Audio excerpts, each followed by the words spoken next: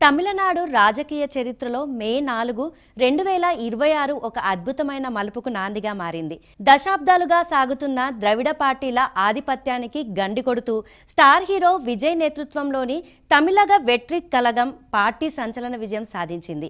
తొలి ఎన్నికల్లోనే విజయ్ చూపించిన ప్రభావం చూసి రాజకీయ ఉద్దండులే ఆశ్చర్యపోతున్నారు. ఎటువంటి పొత్తులు లేకుండా 234 స్థానాల్లో ఒంటరిగా పోటీ చేసిన విజయ్ టీవీకే పార్టీ 100కు పైగా స్థానాల్లో విజయం సాధించింది. పోటీ చేసిన 2 స్థానాల్లోనూ విజయ్ ఆధిక్యత చూపించారు.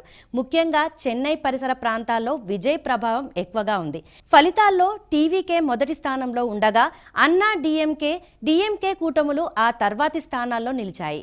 విజయ్ గెలుపుకు ప్రధాన కారణాలు ఏంటంటే తమిళనాడులోని యువత ముఖ్యంగా మొదటిసారి ఓటు వేసేవారు విజయ్ వైపు మొగ్గు చూపారు. మార్పు కావాలన్న వారి ఆకాంక్ష టీవీకేకు కలిసొచ్చింది. పట్టభద్రులకు నెలకు 4,000 నిరుద్యోగ భృతి, మహిళలకు 2,500 ఆర్థిక సాయం వంటి వాగ్దానాలు ఓటర్లను ఆకట్టుకున్నాయి. పెరియార్, అన్నాదురై సిద్ధాంతాలను గౌరవిస్తూనే అవినీతికి వ్యతిరేకంగా విజయ్ చేసిన పోరాటం ప్రజల్లోకి బలంగా వెళ్ళింది.